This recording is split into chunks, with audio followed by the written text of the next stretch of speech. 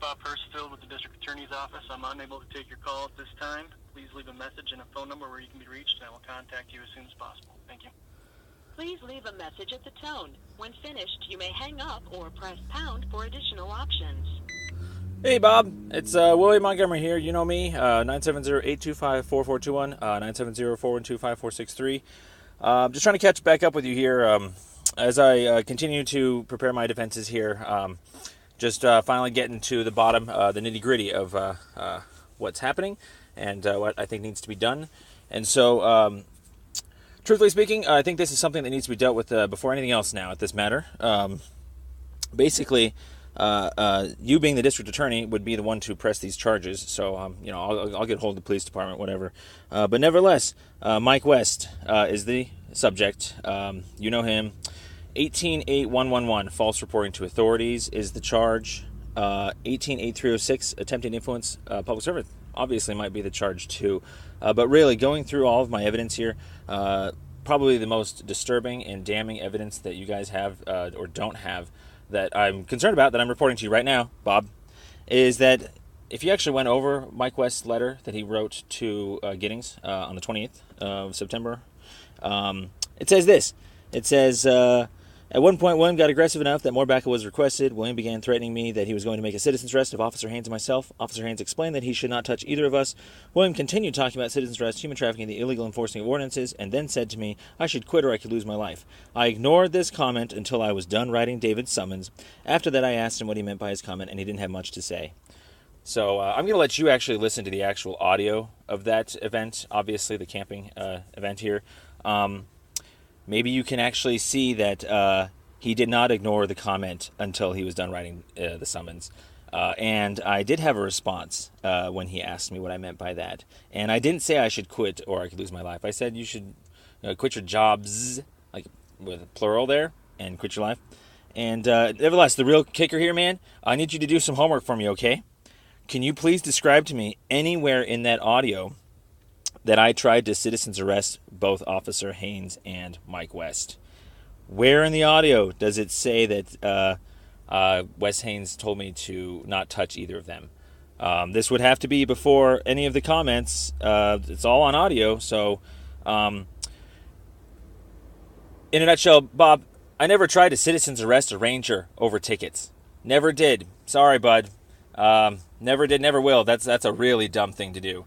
The guys at Occupy Jefferson, they did that for some of their tickets, and we felt that was kind of unusual. We like to go the bureaucratic route. Hence, my response to that question.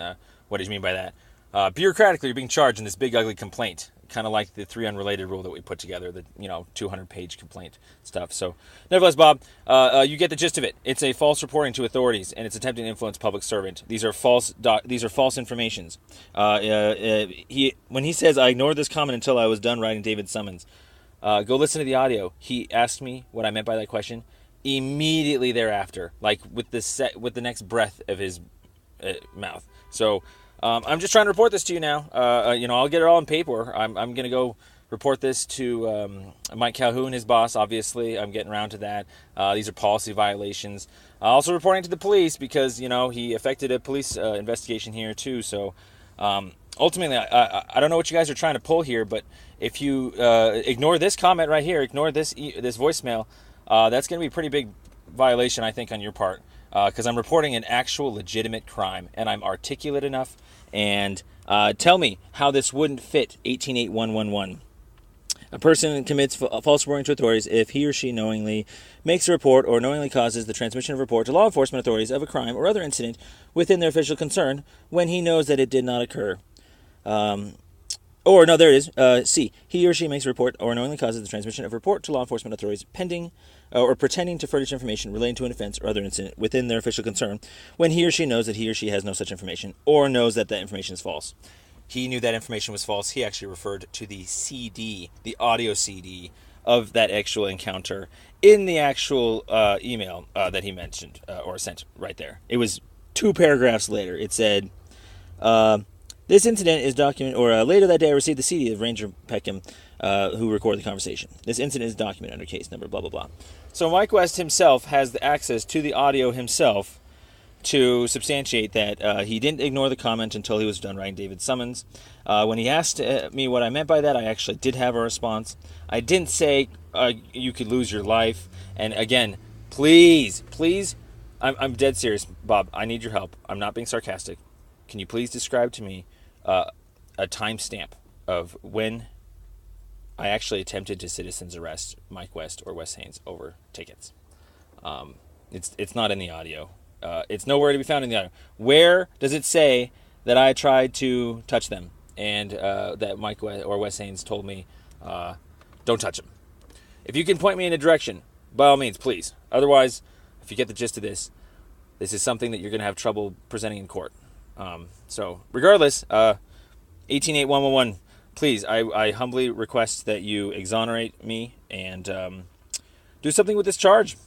Because if you deny that that's a charge, oh man, that's about as black and white as it gets, Bob. I mean, come on, obvious denial of fact here. It says, pretending to furnish information relating to an offense or other incident within their official concern. So, the whole thing is a sham, by the way. It's you guys are trying to extrapolate some sort of threat out of a political jest, hyperbole that I was talking about tickets, man, during the writing of tickets. That's allowed. That's normal. I wasn't stopping him. If you notice in the audio elsewhere, it says, write your ticket, Mike West. Never said anything about write your ticket, Wes Haynes, because, I never really stopped him, because I didn't stop anybody from writing me tickets. Because I don't stop people from writing me tickets. So, anyways, just thought I'd let you run that by you, man. This is an official request that you document this and charge Mike West with false reporting to authorities or attempting to influence public servant. You have the data. You have the evidence now. If you ignore this, you're just going to see a paper report of it come through your office anyways. So, jump on it if you can. Come on, man. Anyways, thank you, and we'll talk to you soon. I really, like I said, I really am very much interested in knowing where I citizens arrested Wes Haynes, or attempted to, and Mike West. Where in that audio, man? Where, you guys trumped it up. You framed me, and I'm not too thrilled about that. So that's why we're here, Bob. That's why we're having this conversation. Thank you very much for exonerating the innocent. Talk to you later. Bye-bye.